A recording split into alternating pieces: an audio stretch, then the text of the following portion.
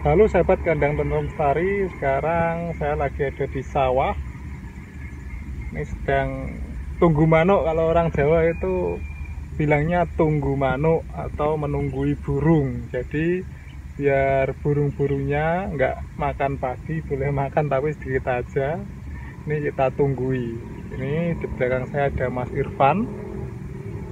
Nah, halo Mas Irfan. Halo. Nah, ini petani single atau sendirian, dia petani di sini yang paling muda yang bertani secara sehat alamiah. Kami belum berani menyebut organik, kalau organik itu butuh sertifikat ya Mas ya. Iya, non kimia. Non kimia. Kalau kita menyebutnya bertani sehat aja biar nggak didemo orang banyak. Nah oke Mas Irfan, ini sudah berapa lama Mas untuk nungguin burungnya ini? Baru 1 minggu. Oh sudah 1 minggu ya berarti ya. Ya. Ini termasuk paling cepat untuk muncul bulir padinya, karena mungkin ini tipe padinya adalah tipe padi pendek ya Mas ya. Ya, umur 45 hari sudah mulai ngeleciri. Umur 45 hari sudah mulai keluar bulir padinya teman-teman, seperti teman-teman lihat. Tapi yang daerah sana saya survei tadi belum ada yang keluar. Mungkin memang dari tipe padinya sendiri sudah beda. Seperti itu ya Mas ya. Berarti ini dan untuk jenis padinya Mas, ini jenis padi apa Mas Irfan?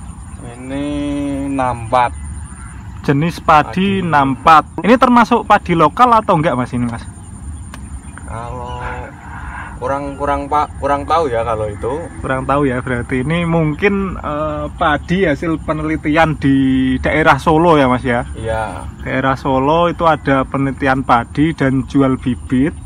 Itu mungkin entah mutasi gen atau apa nggak tahu saya. Yang pasti ini bukan padi lokal tapi padi hasil perkembangan penelitian ya Mas ya. Iya. Nggak tahu apakah kandungan lokalnya banyak atau enggak juga nggak tahu. Tapi Mas Irfan rencana pengen ngembangin padi lokal apa enggak? Ada rencana ingin ngembangin padi lokal, padi zaman dulu. Tapi di daerah sini agak sulit untuk mendapatkan benihnya. Oh agak sulit. Teman-teman, kalau teman-teman subscriber punya benih-benih lokal, bisa coba nanti inbox ke sini biar ditanam oleh Mas Irfan ya. Ya. Mungkin bisa inbox atau tulis komentar di bawah kalau mungkin saudaranya ada benih lokal. Nanti kami minta tolong banget pengen ngembangin padi lokal asli Indonesia, karena kemungkinan ketahanan dari hama ya Mas ya, atau dari jamur juga itu lebih bagus daripada padi hibrida atau padi yang hasil perkembangan penelitian. Karena analogi saya begini, kalau padi lokal itu sudah dari zaman dulu dan sesuai lingkungan di Indonesia ini yang daerah tropis, jadi dia akan lebih tahan karena dia termasuk seleksi alam ya Mas ya. Iya. Termasuk seleksi alam. Nah ini tanya lagi Mas Kak, ini kan baru pertama kali bertani ya Mas ya. Iya. Dan langsung turun ke organik atau petani sehat non kimia. Mohon maaf saya masih menyebut organik, ada udah kebiasaan. Saya baru tahu kalau organik itu harus bersertifikat. Oleh karena itu saya tidak berani menyebutnya. Nah, ini saya sebut padi sehat aja karena prosesnya secara alamiah. Kendalanya apa kalau bertani sehat ini Mas? Kendalanya pertama itu beda dari yang lain. Maksudnya gimana ini? Soalnya untuk komunikasi sesama tetangga itu ada perbedaan.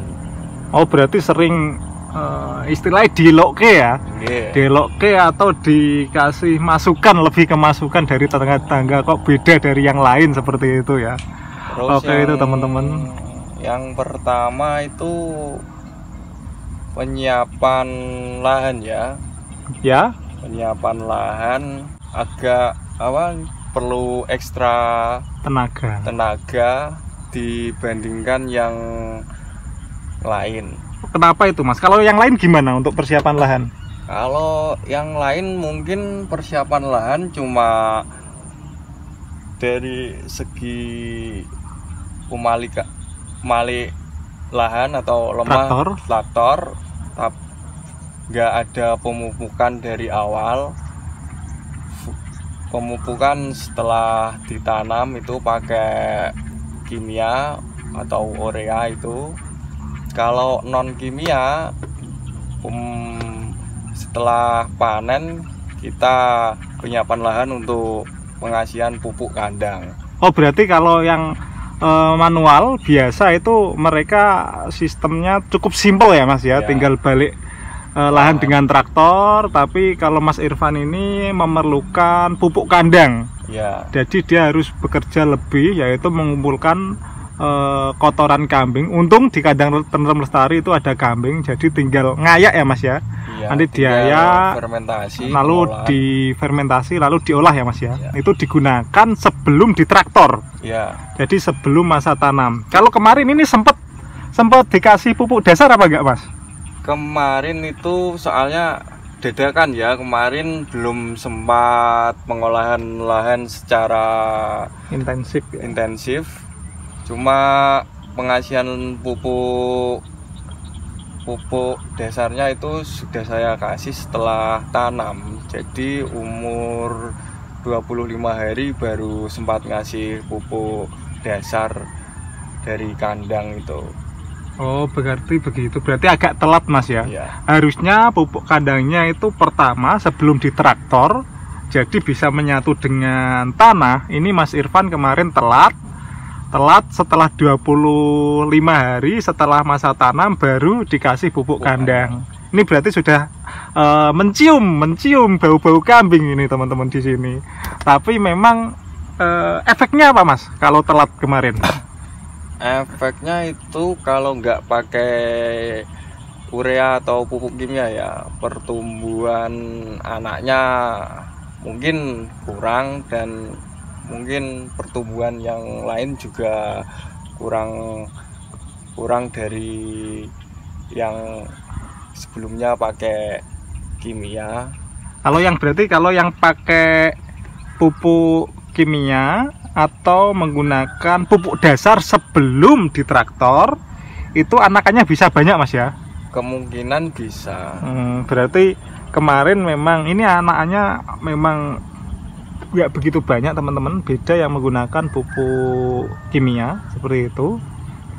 Nah, ini memang Mas Irfan ini baru belajar, jadi ini beliau sambil menganalisa kekurangan yang dilakukan kemarin ya Mas ya. Jadi memang kalau kekurangan pupuk dasar seperti ini untuk pertumbuhan anakan itu kurang begitu bagus, seperti itu ya Mas Irfan ya. Nah, ini tuh kan kendala-kendalanya. Kalau kelebihan Mas menggunakan sistem sehat ini bagaimana kelebihannya?